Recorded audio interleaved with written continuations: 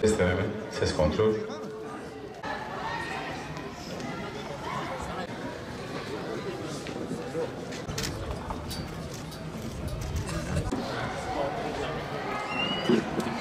Hayır sahiplerimizi de iline okul yapma konusunda desteklerini bekliyoruz.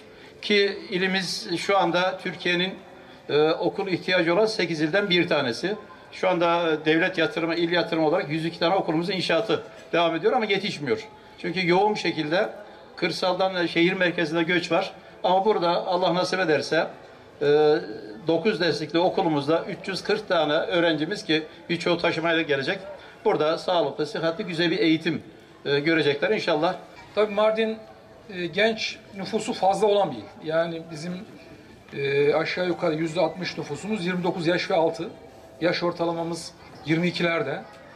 O nedenle de eğitim kurumlarına çok fazla ihtiyacımız var. Bunun da zaten yatırımcılarımız, Sayın Cumhurbaşkanımız ve devletimiz bunun farkında.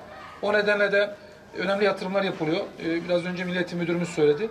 Devam eden 100'ün üzerinde önümüzdeki sezonda açacağımız okul inşaatlarımız var.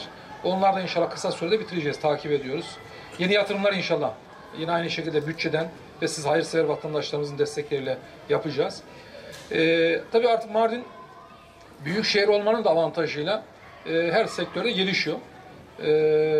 Bunu da görüyorsunuz. Altyapıda gelişiyor. İşte yollarımız, sosyal donat alanlarımız, parklarımız, eğitim kurumlarımız ve diğer kurumlarımız, sağlık alanındaki, ulaşım alanındaki yatırımlarımız hızla devam ediyor. Bunlara da yine de devam edilecek. Ben huzurlarınızda Dekinsan grubuna çok teşekkür ediyorum. Kösen ailesine, Kenan Bey burada, temsilci Kösen ailesine ve Hasan Bey Başkan'la Keleşoğlu ailesine huzurlarınızda teşekkür ediyorum. Bu şehrin, bu ilin bağrından çıktılar ve sorumluluklarını biliyorlar. Şehre hizmetlerini yapıyorlar ve bunu yapmaya da devam edecekler, ediyorlar. Zaten huzurlarınıza sözle verdiler ve vermeye de devam edecekler. Kitab-ı Kerim'in ilk ayeti oku olan Yüce Rabbimiz, lütfunu, inayetini, ikramını eksik eyleme ya Rabbi. Ya Rabbi, bu binanın inşasını gerçekleştiren hayır sahiplerinden razı ol. Bizi dünyada mutlu eyle, ahirette mutlu eyle ya Rabbi.